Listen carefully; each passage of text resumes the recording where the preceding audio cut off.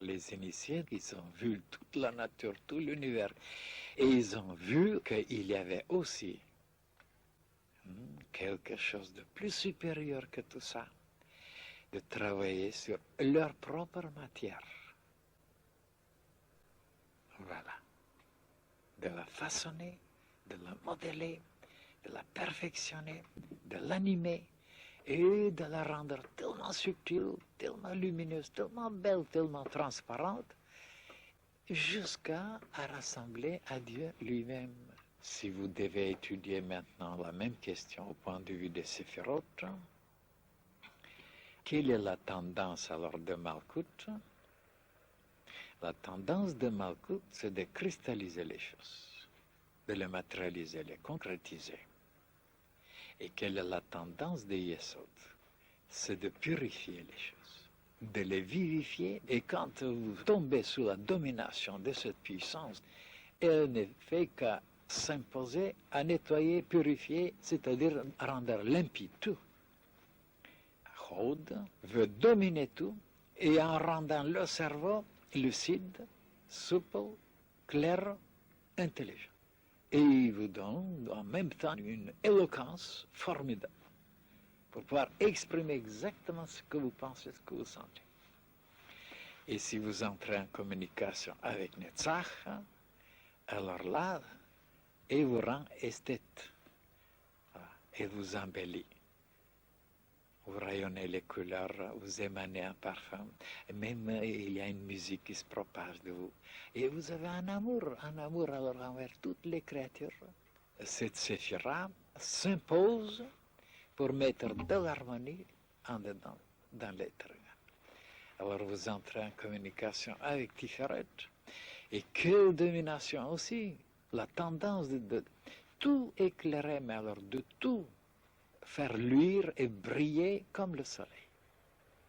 Géborah ne veut que se bagarrer, vaincre et triompher sur tous ceux qui ne vibrent pas en harmonie avec la loi divine.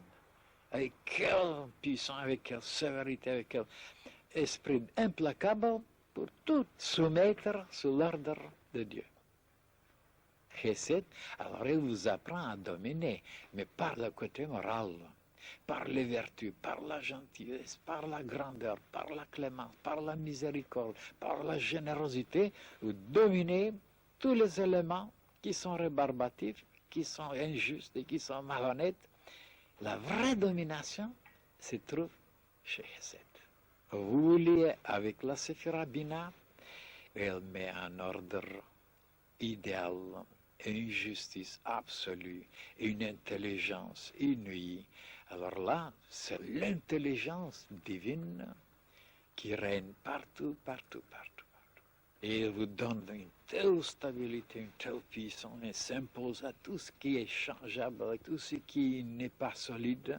Vous devenez comme un roc inébranlable pour le côté divin. Avec Chokma, encore une domination encore plus formidable, mais dans un domaine de la perfection, de l'harmonie universelle. Alors là, vous devenez un avec le Christ, vous devenez un avec le Verbe, alors vous comprenez tout, vous voyez tout.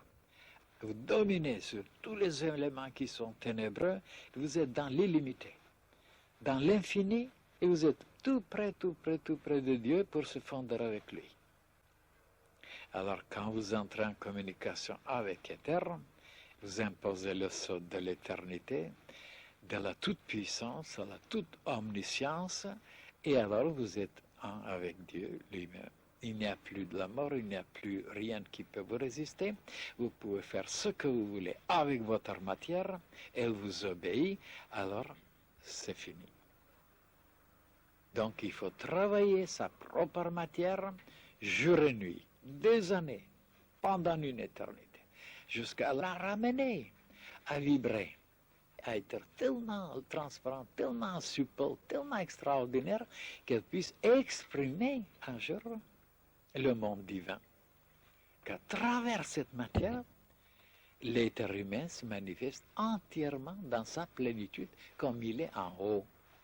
Voilà le but, vous voyez, de l'initiation.